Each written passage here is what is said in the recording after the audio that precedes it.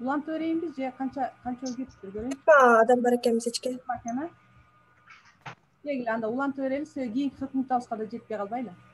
Демек, ошол менен катар сандарды түшүнүктөрдү калыптандырууда саноо жөндөмдүүлүгүн окуучуларда калыптандырат экенбиз. Мен азыр силерге бир сүрөт түзөтөм.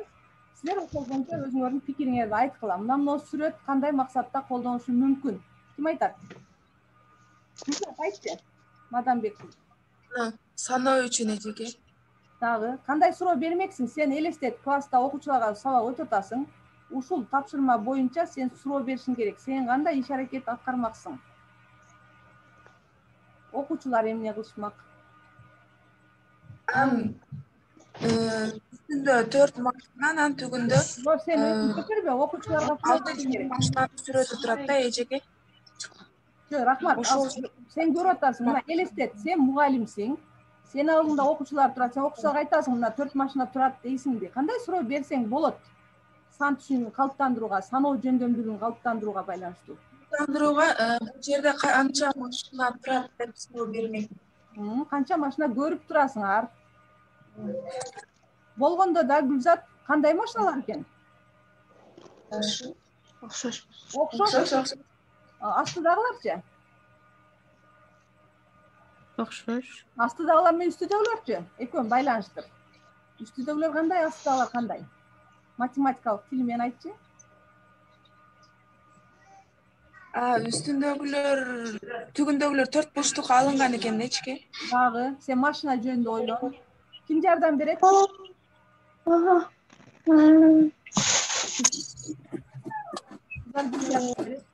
Астындагы машиналар көп, ал эми үстүндөгү машиналар аз. Дагы, рахмат. Демек, кайсы машиналар? Чоң кичине. Азамат Нурзат. Чоң жана кичинекей. Көрдүңөрбү, биз ошол балдарга ток этер жерин бербесек, астындагы үстүндөгү дебестен, чоң кандай машиналарды көрүп турасыңар десе, балдар айтышы мүмкүн. Бирдей деши мүмкүн, андан кийин чоң жана кичине деши мүмкүн. Себеби ар бир катарда бирдей турат, туурабы? Дагы кандай суроо беребиз? Саноо жөндөмдүүлүгү. Себеби бул жерде чоң кичинени аныктап алдык. Эми ошондо кантип санатабыз? Машиналардан канча машина, астында канча машина деп айтсак болот.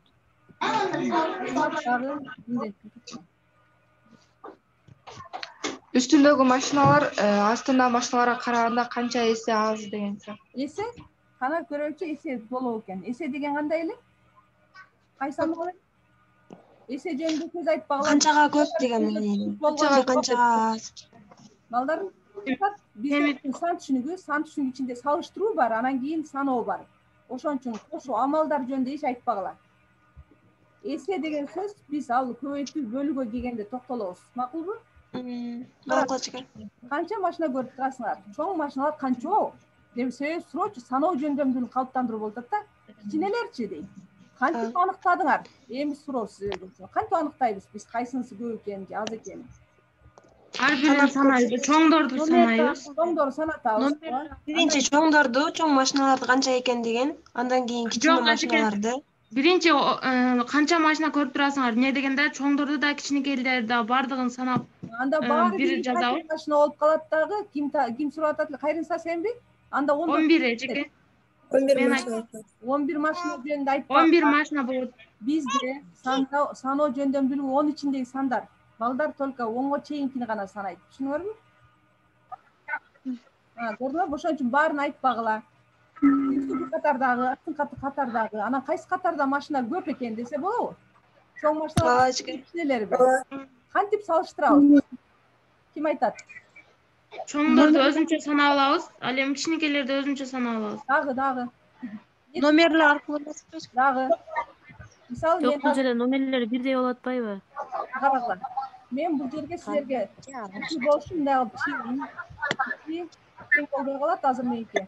Бирок тең деп кабыл ала беребиз. Кичине машиналар турат, микрофонуңузду өчүп алыңыздарчы. 4, 5, 6, 7 турат астында. Кыздар, салыштыруу процесси төмөнкүчө жүргүзүлөт. Азыр китептерде көрөсүңөр. Түгөй түзөбүз. Эсиңерде барбы? Лексикада бар эле. Салыштыруу бир маанилүү туура келүүчүлүктөн аныкталат.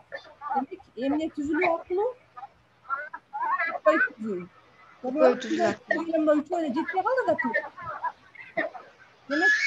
кичине машиналар Сөздөрүңүз жаңырып жакшы угуп атат. караганда эмне экен? 3 машинага көп.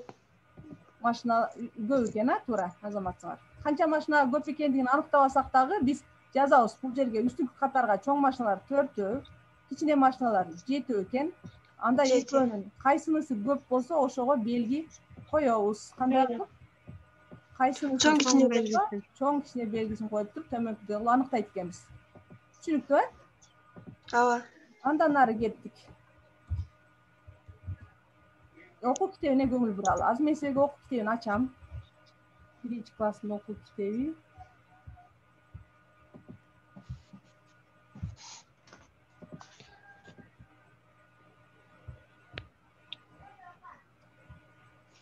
Мына, карагыла. Көрүндү китеп? Китепке биз азыр орусча айтмакчы обзор кылабыз, анализ жүргүзөбүз. Баштадык. Бул 1-класстын окуу китеби менен силер буга чейин тааныш болушуңар деле мүмкүн. Алгач биз буга чейин биз математиканы окуттун теориялык негиздерин өтүп келдик да. Бүгүндөн баштап математиканын өзүнүн жалпы эмес жеке методикасына киребиз, сан түшүнүүнөн баштадык. Ошондуктан көңүл бурабыз. Көрсө сан түшүнүүгө окуганга чейин окуучулар түз, форма, эмнеден жасалган, кандай материалдан жасалган, зат эмне, кандай, мына көрдүңөрбү? Жалбырактарды көрүп атасыңарбы? Жалбырактар эмнеси боюнча бири-бирине окшош? Булар Формасы. Булардын баардыгы жалбырак. Түстөрү менен Түстөр эмес, бу жерде формасы боюнча мына сен өйдөгө жылдырайын эле. Мынтип жазылып турат. Жалбырактардын формасы боюнча топторго бөлүштүр дейт. Мына пил турат, Пилге жалаң ушундай формадагы жалбырактарды туташтыр деп атат. Андай жалбырак дагы каерде турат? Биринчиде, анан 5-де турат. Анан 7-де турат. Анан 7-де турат. Буруп коюптур да. Ал эми күчүккө туура келген жалбырак, күчүк бою турган жалбырак. Биринчиде, анан 6-да турат. 6-да турат. Мына байкадыңарбы, ушул жерде эсептик санатош жөнүндө сөз болуп атат. Мына, иреттик деген 1-чи, 3-чү, 5-чи деп айтып атабыз, Андан кийин карагыла. Көрсө, сан түшүнүүгө жетпей туруп эле биз мындай формалар менен алардын аттарын тааныштырат экенбиз. Силерге суроо да, окуучулар биринчи сандарды жазгандыбы же окугандыбы? биринчи сандарды Окуган да. Макулсыңарбы? Же жазгандыбы? Окуган. биринчи жазганды Окуганды үйрөнүш керек, анан кийин жазып кетет. Анда оюңарды өзгөртүп алып тургула, азыр мен жеткенде көрөсүңөр. Мынакей. Нерселерди саноо, сан, 1-ден 5-ке чейинки сандардын аттары деп атат. Демек, эмне кылат экен биринчи? балчыкалар Туурабы мына?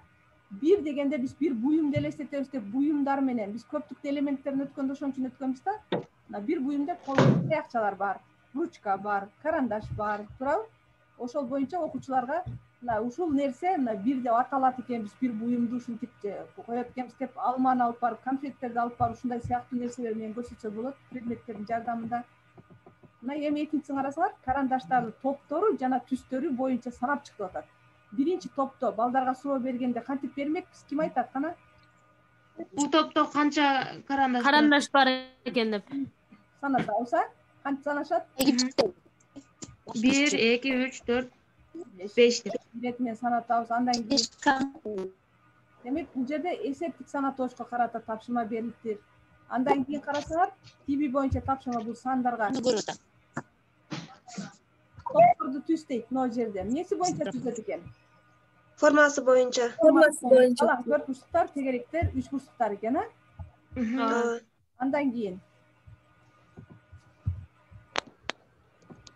конусту түшүндүрөтүн. азыр токтоп тургула. Кийинкиси формасы боюнча, андан кийин нерселерди саноо 6-дан 10-го чейинки сандар. 5-ке чейинкиден кийин 6-дан 10-го чейинки саноонун аттары экен мына. Мынау 6 нерсе 1, 2, 3, 4, 5. Окуучулар биригип жазуу жөнүндө сөз жок бул жерде. Көрүңөр, жалаң окуу жана боёо, аткаруу болуп эсептелет. Мына бул жерде астында карасаңар, биринчи алардын аталышы, түстөр боюнча, сандардын ирети боюнча тааныштырып мугалим. Биз ушунча нерсени 6 деп баса, бул көптүктө 6 нерсе бар экен. Же болбосо 6 тегеректи көрүп турабыз. Кандай түстөгү? Фиолетовый. 8-чи. Кызыл түсті екен, Кызыл түсті. Карата, формасына карата тегеректер деп. Таанышып бүткөндөн анан алардын аталыштары келеткен. Андай мына тегеректерди санатат экенбиз. Кантип санатабыз, ошондо саноо процессин айткылачы. Буларды эжеге боетип туруп анан санайбыз. Боётсо болот. Болбосо ар бир тегеректи Ар кандай түскө болот. ручка менен сыздырып, карандаш менен 1, 2 деп ар бири кайталанып кетпеш үчүн, бир эле тегерекке 2 жолу номер бербеш үчүн белгилерди коюп, анан санатат экенбиз. Түз сызыктарды да ошондой кылабыз. Андан кийин түстөрү боюнча экен, андан барып жалаң эле көбүнчө бизде 1-класста окуучулар түз, боёо иштерин аткарышат, сызуу, туташтыруу бири-бири менен дагы андан ары. Мына эми Өткөндө практикага чыкканда ушул темаларды өткөнбүз да эжеке. Онда өткөн болсоңор, эми план конспектти азыр практикага чыкканда конкрет жазасыңар да, ошон үчүн иш аракеттерди жакшы түшүнүшүңөр керек. Мына карагыла, эми салыштырууга келдик. Салыштырууга келгенде ким сүйлөйт? Мына жерде ушул теманы өтүп атам деп элестеткиле, анан машиналар күчүктөрдөн аз дейт. Эмне үчүн аз? Себеби Эмнеге дегенде күчүктөр 4 экен эжеке, ал эми машиналар 3 Аларга биз алгач күчүктөрдү санатат экенбиз, туурабы? Машиналар санатат экенбиз. санатып, андан кийин машиналар санатып, ар бирине бирден машина беребиз да эжеке. Түгөй түздүрүп, мына туташтырып турат карандаш менен. Андан кийин бир күчүк машинасы жок калып турат. Демек, күчүктөр ошон үчүн машиналардан аз экен, жетпей калган. Ал эми машина көп экен. көп экен. Ал эми күчүктөргө мына жетпей калды эле, күчүк көп болот экен дагы, машина аз болуп калды. Ошол сыяктуу мына сабиздер менен коёндор салыштырып атат. Демек, ушул суроолорду берүү аркылуу балдар, силер сүрөттө эмнелерди көрүп турасыңар? Демек, сабиздерди жана коёндорду. Сабиздерди санагылачы деп туруп санатып, андан кийин коёндорду санагылачы деп санатып, ар бир сабизди, ар бир коёнго бирден сабиз бергиле деп. Кааласа, кээ бир балдар мындай сөздү кабыл албайт да, ошон үчүн карандаш менен ар бирине туташтыртып, анан кийин алардын жанына санын жаздырып, канча экенин. Сөзсүз санды жазбаса, ансыз тапшырма аткаруу 1-класстын окуучуларына түшүндүрүү кыйын болуп эсептелет. Эми карагыла, төмөнкүдөй тапшырмалар берилет. Нерселердин санын чекиттер менен белгилей баштайбыз. Мына канча, мына биринчиси эмне деп аталат? Жаңы жылдык ба, ёлканы ойнотуп, ар бир чекит коюп чыкты. Андан кийин микрофон Шарларга чекит. Карандаштарга бардык таякчаларга чекит коюп чыгат экен. Демек, биз 5 ошо чекит. коёнду шариктерин санатып туруп, ар бирине чекит койдурат экенбиз. Андан кийин түстүү карандаштар экен, буларды да чекиттерди койдурат экенбиз. Андан кийин полочкалар. Чекит коюш аркылуу биз тапшырмаларды аткартат экенбиз. Кимдин микрофону? Жоктук тейлеп келбеди, чечип атабыз. Канчага көп, канчага аз дейт. Кечиресиздер. Кимдин телефон эмесине микрофонуна тоскоолдук болуп атат, бул жака өчүрүп коесуздарбы? Андан кийин Сесте бай. Кийип жүрдүң го? Калыңыраак. Нону чеч дагы ошону кийип, башыңа кийип чыкпас. Ишисиң. Ишке курса кийдиңби? Жок. Курса да. Ким микрофону өчүрүп коелучу. Кандай? алып атат да, ошону таппай атам. Улар кандай деген эжеке? Булар кандай эжеке? Чекет да? Кегле. Андан кийин көрсө сандар менен катар өйдө жагында, асты жагында, үстүндө, оңго, солго, үстүндө, астында, арасында деген темалар түшүнүп берилип отуруп, окуучуларга ушундай түшүнүктөр калыптандырылат экен дагы. Эми карагыла. Канча нерсе болсо ошончо чекитти белгилей, жанага окшош экен, шарикче бул турат, була кийинкисинде 6 болуп калыптыр, анан санатып окуучуларга алар жаздырат экенбиз да. Чекит коет экенбиз, чекиттен кийин анан узунураак, кыскараак деген темаларды өтүп барып, анан бизде чоң, кичине, кыскараак, көп жана бир деген түшүнүккө келебиз. Көп, башкача айтканда, бирөө болгондо кандай болот, кайсы жерден силер бир нерсени көрүп атасыңар, кайсы жерден көп нерсени көрүп атасыңар деген тапшырмаларды отуруп туруп, анан цифраларга келет экенбиз. Көрдүңөрбү? Цифралардын аттары 23-сабак экен. Алардын жазылыш белгилери, окулушу биз жана буюмдарды гана санап, ушунча нерсе ушинтип аталат экен дедик эле да. Эми бул жерде кадимкидей көрсө ошол 1 деген сан цифра минтип жазылат экен деп ар бир сабакта бул жерде жалпы тема кетти дагы. Анан бир цифрасы, эки цифрасы деп бир санын цифра менен жазуу. Көрүңөр?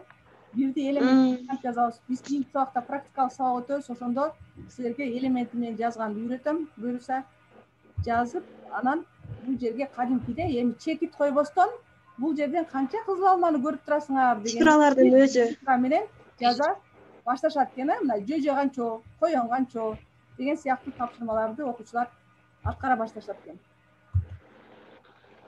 Түшүнүктүүбү? Ооба эжеке. Барбы? Мына эки цифрасы менен тааныштыруу. Биз эртең силер ушу китептин ичинен мага бүгүнкү сабакка байланыштуу тапшырмаларды тапкыла дегенде ушу китеп колдонуп, ичинен издеп табасыңар. Көрсө, мынуга бул тиешелүү экен, буга бул тиешелүү экен деп. Негизинен көрсөңөр, жалаң биринчи класста окуучулар көрсөтмөлүүлүктүн жардамында булардын кабыл алуу өзгөчөлүгүн эске алып, жаш курак өзгөчөлүгүн эске алып, көрсөтмөлүү сүрөттөрдүн жардамында түшүндүрүлгөн бардык тапшырмалар негизинен. Көрдүңөрбү? Балдар үчүн биринчиден кызыктуу, аларды аткарууга алардын мүмкүнчүлүгү жетет. Экинчиден мына канча 3төн топто деп атат да, көгүчкөндөрдү түстөрү боюнча салыштырыш керек экен. 3-3төн көптүк кылып топтойт экен дагы, ашып калганы эмне болот экен? Өзү калып калат экен, Калып. Андан кийин силерге суроо, жана айтпай калыпмын, коңшулаш деген сан деген бар эле. Коңшулаш сан деген эмне эле? Ким айтат? Өзүнүн мурунку жана өзүнүн кийинки санбы? Мисалы 5 деген сандын коңшулаш санын айткыла мага. Ким айтат? 4 саны. 4 анан 6. 4 менен 6. Таматсыңар. Эмне үчүн 4 менен 6 анын коңшулаш сандары деп аталат? 5тен биринчи келип атат, 6 5тен кийин келет. Кийин келет. Мурда келген жана кийин келген сан, булар үчөө удалаш катарынан турган Ошо 5тин жанындагы өзүнүн мурунку жана кийинки келген сан. Коңшулаш. Эми силерге Коңшулаш сандар. өзүнөн мурунку санды алыш үчүн эмне кылыш керек? Кемчиген. Өзүнүн мурунку санды алыш үчүн Өзүнүн мурунку салыш үчүн кемчиш керек, ал эми Кемчиш керек, ал эми чоң эме кылыш үчүн бир санын жетиш үчүн аны кош. Туура. Биз эмки сабакта ошол кошуу кемки деген келгенде ошого токтолобуз. Азыр биз саноо процесси, саноону, сандарды гана окутуу жөнүндө болуп атат да. Анан элементи менен жазууда бизде сөзсүз окуучуларга мындай көрсөтмөлүү түрдө плакатка чоң кылып жазып, доскага илип, анан балдардын колун ошону туура жазганга көнүктүрүү керек. Ошо менен катар мына салыштыруу бар экен. Салыштырууну жана биз айттык. Ар бириндеги көптүктөгү, сүрөттөгү нерселер санап чыгып, анан эмне кылат экенбиз? Мына карасаңыз, Салыштырабыз. Санап чыгып анан жазат экен. демек кызыл гүлдөр канча экен? Үчөө. көк гүлдөрдөн 3. Анда алар салыштырыш үчүн эмне кылат экенбиз? Жазып алабыз. Чоң ичиндеги белги сан. Чоң кичине белгини коюш үчүн кантип коет экенбиз? Алардан Гүлдөрдү эсептеп Ал чыгарып эжеке аны санап чыгат. 3 деп, анан 2 деп жазып алып туруп, анан кайсынысы чоң деп ошону кайсы мисалы ону кызыл гүлдөн көк гүл чоң гүлдөрдүн эсебине карап эжеке. Түзөткөн сантиметр менен мына көрдүңөрбү сызыкты. Кызыл менен көк гүлдү, бир кызыл менен бир көк гүлдү эле. Бир көк гүл эмне болуп калды? Ашып калды. Гүлдөр көп экен. Туура, азаматсыңар. Эми мына салыштыруудан сырткары дагы бир токтолуп турган нерсе бул сандар жөнүндө кетип атат. Цифрасын жазат экен. Ар бир сабакка анан кай жерге келгенде кошуу келет экен? Мына эстеп калып.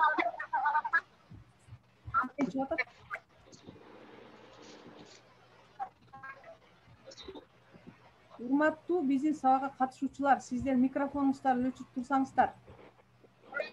Студенттерден башкалар. Кыздар?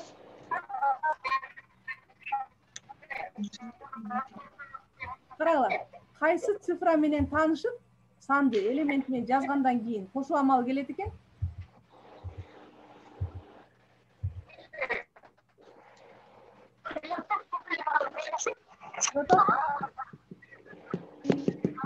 Кыздар, окутасыңарбы?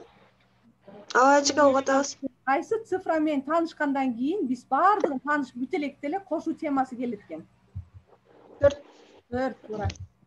4тө биз ошого чейинкилер таанышып, демек экөө биригип, сандын курамы деген түшүнүк бар да, ошолор аркылуу куралып 3 деген сан суммасы келип чыгат экен деген түшүнүктү калыптандырат экенбиз.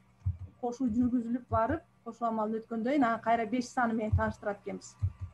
Көрдүңөрбү? Бул китепти мен силерге келбилге муну жүктөп да койгом. Анан немеден дагы өткөндө АВНден да жөнөттүм окшойт, же силердин группаңарга жөнөтүлбөй калдыбы? Жөнөтүп коем. Эгерде келбилден биз Этика АВНден жөнөтпөңүзчү. макул. Жөнөтөбүз, себеби эртеңден баштап ушул боюнча иш алып барабыз. Келгиле, кайра биз өзүбүздүн окуу китеби боюнча түшүнүктүү болду. Андан ары биз 13-ндеги сандарга чейин ошондой тартипте тапшырмалар аткарылып кетет.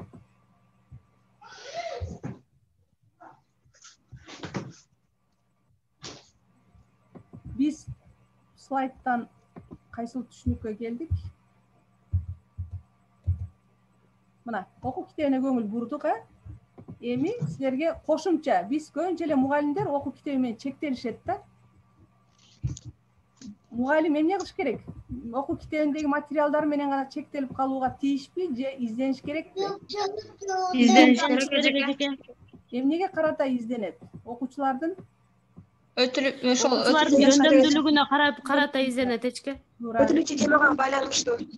Себеби класстын өзгөчөлүгү болот да, кээ бир класс аябай күчтүү болот, кээ бир класс кеч кабыл алат. Ошон үчүн балдардын өзүнүн жөндөмдүүлүгүнө жараша биз түрдүү кошумча материалдарды издөөгө туура келет. Мына ошонун катарында мен силерге лекцияда муну жөнөтпөдүм эле, дагы кошумча жөнөтөм улантысы деп. Мына биз балдарда саноо процессин үйрөтүп атканда кантип окуучуларда иреттүүлүктү. Төмөнкүдөй кошумча тапшырмаларды берсек дагы болот да. Доскага 6 илим турат. Саноо процессине аларга тиешелүү номерлерди койдук. Кызыктуу болуш үчүн төмөнкүдөй суроолорду берсек да болот. Почточу номер 4-үйгө кат жеткириш керек. Эгер Акыркы үйдүн жанында. Эгер ал акыркы үйдүн жанында турса, канткенде ал номер 4-үйгө эртерээк жетет. Десек болобу? Же болбосо кайра үйдүн башын санак боюнча 1-үйгө келип, андан кийин 4-үйгө барса эрте жетеби? Кандай ойлойсуңар? Кайсы жолу натыйжалуу? Артыдан 4кө барган. 6-үйдө туруп барса. Демек бул жерде бул кандай тартипте кетип атат ошондо 6-үйдөн 4-үйгө? Артка көздөйт. Артка көздөй же тескери тартипте? Туура, рахмат. Андан кийин мындан сырткары мына сандын курамы дегенди биз жана айттык силерге. Ошол боюнча мындай жомок окшотуп дагы балдарга тапшырма берсек болот. Кийинки ошол этапта мына карагыла. Таблицаны бышкыруу үчүн оюн түрүндөгү көнүгүүлөр сунуштоосун жасак болот. Өзүңөр ойлоп тапсаңар деле болот. 6 саны өзүнө үй курат да, там башына өзү жайгашат. Бирок ага жалгыз жашоо жакпай калат да, там башына өзү жайгашып алат дагы, калган жактарында эч ким жок болот. Ар бир кабатта 2ден квартира бар. Ал үйгө ар бирине башка санды жайгаштырууну чечет. Бирок бардык сандар бири-бири менен коңшу боло алышпайт. Болгондо да аларды бириктиргенде 6 чыга турган сандар жайгаша алат деп чечет. 6 саны кандай кылсам деп көпкө ойлонот. Чындыгында сандардын бөлүгү этаждарга жайгашты. Ар бир этажда, мына көрдүңөрбү? 2ден сан жайгашыш керек экен, болгондо да экөө биригип 6 саны болуш керек деп өзү чечим чыгарат экен. Аларга коңшу сандарды жайгаштыруу керек. Демек, коңшу сандар дегенде силер ойлогон коңшулаш эмес, коңшу сан деген бирдин жанына канчаны койсо, биригип 6-ны түзөт. 6 санына жардам бергиле деп туруп окуучуларга жомок сыяктуу айтсаңар, анда алар кызыгып ушул тапшырмаларды аткара алат. Бирдин жанына 5 коюш керек. 4-түн жанына 1 коюш керек. 2-ни коюш керек. 2-түн жанына 3 коюш керек. Демек экөө бирдей болот экен, кайсы айрым учурларда көрсө бирдей болуп калган учур дагы болот экен. Ушундай сыяктуу тапшырмаларды окуучуларга берип, алардын кызыгуусун арттырууга болот экен. Андан кийин ондук концентринде номерлөө сан жана 0 цифрасы темасы менен аяктайт. Башкача айтканда, жана силер көрдүккө, биз 1, 2, 4, 5, 6, 7, 8, 9 менен таанышып барбы, 0 менен таанышат. Себеби биз башында 0ду көргөн жокпуз да. Мугалимдин иш аракети 0 саны аркылуу көптүктөгү эч нерсе жок болгон учурду түшүндүрөт экен. Башкача айтканда, бош көптүктүн мүнөздөчү учур. Биз силер менен билебиз, бош көптүк деп. Башкача айтканда, окуучуларга кутучаны алып, ичи бош болгон учурду, пеналды алып, ящикти алып, иши кыса көз алдыбызда эмне бар болсо ошону көрсөтүп, ичи бош болгон учур деп, анан сан мындай фигура түрүндө мынтип көрсөтсөк болот экен. Мына биринчини карасаңар, канча чекит көрүп атасыңар же канча буюм Экинчиде канча? Үчүнчүдө Бир. бул бош экен. Демек Бош экен. кантип жазабыз деп туруп анан 0 цифрасы менен таратабыз. Түшүнүңөрбү? Ооба. Түшүнсөк андан ары кеттик. Эми биз силер менен АВНден силабус бүттүп алгансыңар, э? Ошол силабустун ичинде эмнелер бар?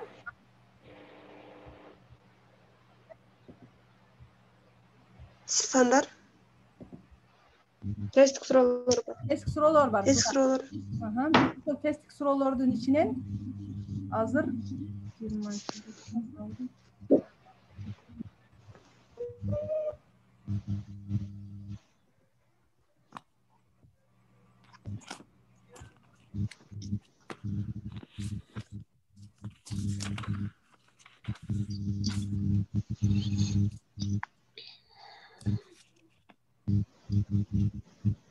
көрүндү силабус? Жок. Жок. Эми Жок эшке. көрүндү. Көрүндү, э? Демек силабуста бизде 46 суроо, 49-чу, 50-чү суроолор бизге бүгүнкү лекцияга тиешелүү болуп эсептелет. Карагыла кыздар. Имагелүү туура келүүчүлүк математикада эмне үчүн колдонулат экен? Силер азыр буну эстеп калгыла да, кийин силабусуңарга белгилеп койгула, себеби модуль тапшырганда керек да. Жооп беребиз. Кана, ким айтат?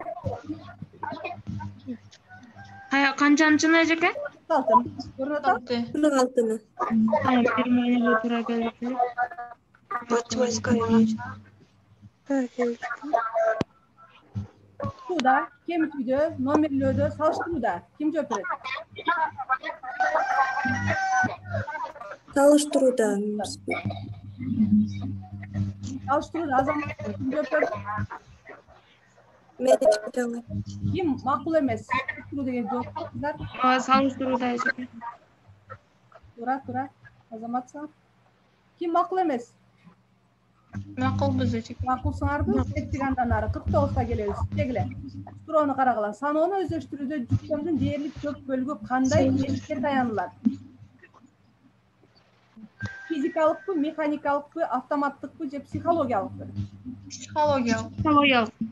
Механикалык.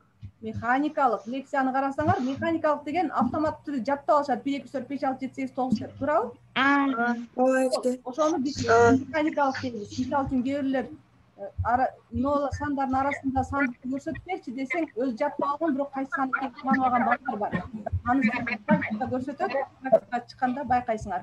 50-чү суроону карагыла. Сандарды салыштыруу эмнеге таянылбайт? Биз өткөн лекция боюнча сандын аталуу тартибине таянылабы? Ооба. Натуралдык сандар нерсеге таянылат да. Мына карап тургула. Мен азыр силерге ушуну түшүндүрүп берейин, а? Мына жерди тазалайлы дагы. Мына 1, анан 2. Кайсынысы чоң экен? 2 чоң. Аталуу тартиби деген мындай да, 1ден кийин кача келет? 2. 2 келет. Ошон үчүн 2 чоң экен. 1ден чоң. Туура? Мисалы 7 менен 6-ны жазайын. 7 чоң. 7 чоң. Себеби ал 6дан кийин келет. Биринчи жолу ким тоскоол? Нарактан бирөө микрофон жанып. Ошо атын көрүп калачы. Өчүрүп коюн.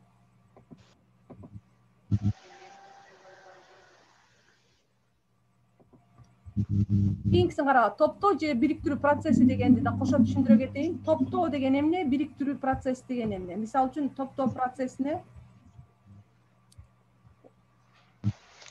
10 минут убакыт болсо дагы. Топтоо процесси, бириктирүү процесси. Силер туура жоопту мына жерден карап туруп, кайсысы туура деп ойлойсуңар? Ошону айтсаңар, мен ошого Жазылуу формасына. Туура. Неге дегенде, ал Рим цифрасы менен араб цифрасын жазып алып экөөнү салыштырабызбы? Жок. Жок. Көрдүңөрбү? Сен суроону карасаңар, таянылбайт деп атат. Көрдүңөр? Сандык модель деген эмне? Сандык модель деген мындай. Ошол кандай десем? Азыр топтоп турган. Мен жана топтоо процесс дедим го, мына топтоо. Биз 3төн топтойбуз, 4төн топтойбуз. Сентип салыштырсак болобу? Ооба эжеке. Бул болот экен да, экинчи учур. Анан үчүнчүсү не дедим азыр акыркысы? Күрөсүндө? Сандык модель дейт. Сандык модель дедик, э? Сандык модель дегенде эмнени түшүнөсүз кыздар? Ким айтат? Мына сандарды модель түрүндө көрсөт дегенде окуучуларга жалаң 3 бурчтуктар тартып 3 бурчтук, 4 бурчтук. 4 бурчтукта керек. мисалы үчүн мына ондай ромбик эмем иштебей калды ручкасы. Демек 3 бурчтук түрүндө жазып канча экен? Астыңкысына 4 бурчтукту тартып туруп канча экен? Эко. 3. Салыштыра беребизби?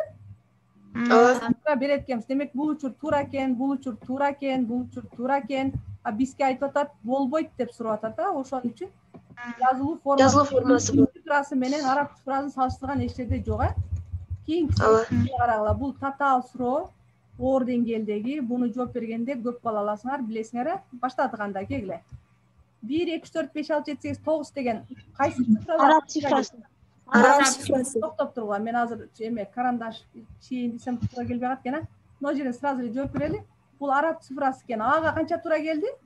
1-ден 2, анын А2, Б3 экен. Рим цифралары экен. Рим цифрасы. Американын цифралары барбы?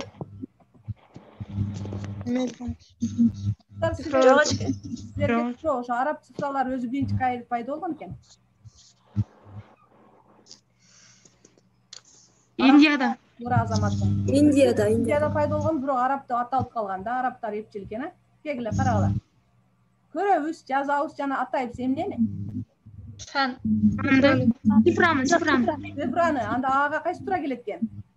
1, 3. А3 туура келет экен. Же гыс экен, айткан бирөө экен. Угабыз жана атайбыз эмнени? Санды.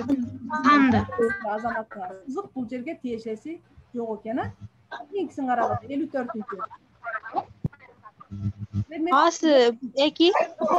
Асы 2. 2би? Жок, А1. Предметтердин көптүгүнүн сандык мүнөздөшү эмне деп аталат? 3. 3 туура азаматтар, сан деп аталат. Туурабы? Сандын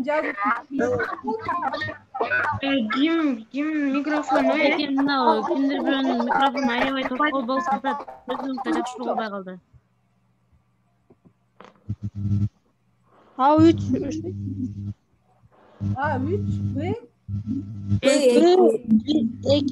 Б2. Туура азаматсыңар. Кийинкиси. Карагыла, 4 жана бул 10 дейт. 3 жана бул, демек бул 10 санын эмнелер экен?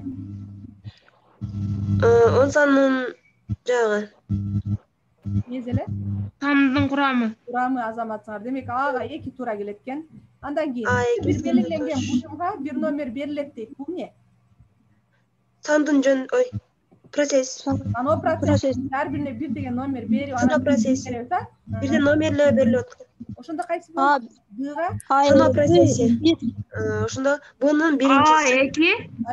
А2, Б1, Б3. Биз саноо жөндөмдүгүнө ээ болуш үчүн окуучулар ал санатошторду билиш керек экен, аталыш тартибин билиш керек экен, анан номерлегенди билиш керек экен, а? Ошондо гана окуучу саноону үйрөнөт экен. Демек түшүндүк, тапшырмаларды сыйлабыздан да аткардык. Эми лекциянын максатына кайрылалы. Кыздар, бүгүн сиздер сан түшүнүгүн, нөл санын аныкташыңар керек эле, сандардын курамын билишиңер керек эле, аташыңар керек эле, сандар салыштыруу жолдорун талдашыңар керек эле, саноо жөндөмдүгүн калыптандырууга карата иштер менен таанышышыңар керек эле. Анан окуу китебине тапшырмаларды аткарууга карата мугалимдин аткарып иш аракеттерин түшүндүрүшүңөр керек эле. Максатыбызга жеттикпи? Аткардыкпы? Буюрса эртең практикалык сабакта, эртең эмес, кийинкиде окшойт да, наркы жумада. Ошондо кайрылабыз бул нерсеге, себеби практикада ошого токтолот экенбиз. Демек, токтоп тургула. Эми силер ар бириңер дептериңерге азыр жазып алгыла. Мага бүгүнкү сабакта эмнени түшүндүңөр, кыздар? Дептериңердин бетин 2ге бөлгүлө. Бөлүп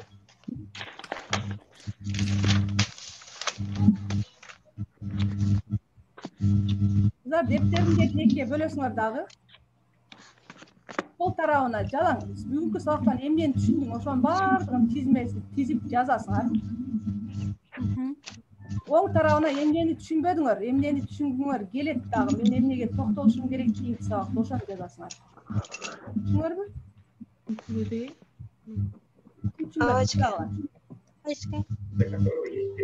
Yazып, азыр сабактан чыккандан кийин анан мага АБНден жөнөтүп койсуңар. Себеби мен ал боюнча силердин кандай кемчиликтер болду, жетишкендиктер болду, ошону аныктайм. Бүгүнкү сабакка катышканыңар үчүн рахмат. Ар бириңер эми пикириңерди билдиргиле. Сабак эмнеси менен жакты, кандай жакпаган жерлери болду, биз эмнелерге дагы токтолушубуз керек экен. Айтпачы? Эңнезес баарын эле түшүнүк эчеке ушундай кылып өткөн жакшы. Андай кылып өткөн жакшы, бирок бизде сөзсүз эле баягы бирөөнүн иши кабаттан болот да, ошон үчүн чакыргандай келесиңер деген ойдомун. Рахмат. Курулай дагы ким сүйлөйт? Бүгүнкү сабак эчеке аябай кызыктуу өттү. Окуучуларга кандай мындай үйрөтүүдө, сандар жөнүндө үйрөтүүдө кандай биринчи эмнелерден башташ керек, ошолор жөнүндө толук маалымат ала алдым. Рахмат. Нурзат, кийинки дагы ким сүйлөйт?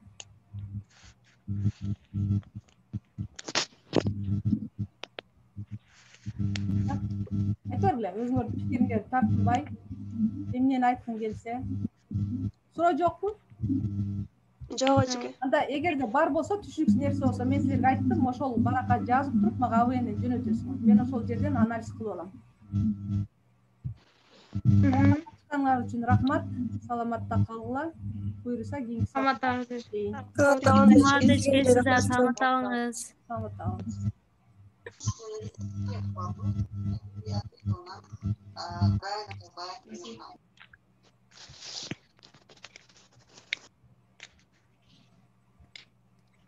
Кайры Сеже?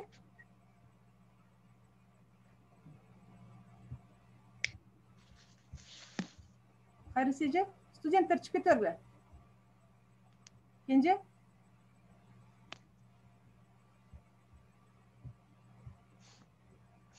Урматтуу сабакка катышкан эжекелер, мен чыгып кете берейинби же сиздердин сөзүңүз? Байрам кандайсыңар? Жакшы, рахмат. Саламатсызбы? Жакшы өтүп алдыңбы? Ооба, рахмат. Мен кыздар мактепте болду. Ооба, жакшы. Мындай эми бул баягы лекция болгон үчүн эме. Көбүрөөк кирдиби бүгүн? Жакшы эле киришти, себеби мен эмесин сактап койдум. Запись деле азыр кетип атат. Кийин дагы Мен санаганда 15 кыз катышып отурганыңыз жакшы. 15? Жети кызым жок экен да. Азыр ошолор менен сүйлөшөм да. Мен кече 20 Барсыңарбы? Саламатсыңарбы? Урматтуу коллегалар. Барбыз. Саламатчылык. Жакшысыңарбы? Жакшы. Включать эткиле микрофон. Мен сизди көрбөйм. Эч кимге көрбөйт апа. Биз көрүп атабыз сизди. Көрүп атасыздар. Мен силерди көрүш үчүн эмне кылыш керекми? Сабагыңдын акырына чейин отурдум. Видеосун жандырың, саламатсыңар, Байрам кандайсыңар? койдуго общий экран көрүнбөй атабыз эке. Жаңылай. Бул Бакир турбайбы? Бакир. Бакир. Атылып кеттиңби жаңыл? Кызымдын телефонун жөнөтүп берчи, секретарь кызыңдын. Участникти басамбы? Же подробнее билет? Болду. Байрамжан кандай сабагыңыз жакшы болду, сонун азаматсыз. Рахмат. Эме 1 минут адам. Аябай мындай детальный түшүндүрүп, даже тест менен да иштедиңиз, бардык сабактарыңыз сонун болду. Мен ойлойм баардык окутуучулар ушинтип өткөн болсо, дагы жакшы болот. Сизден үлгү алыш керек. Өтүш кыйындай, мен өтө албайм. Кенже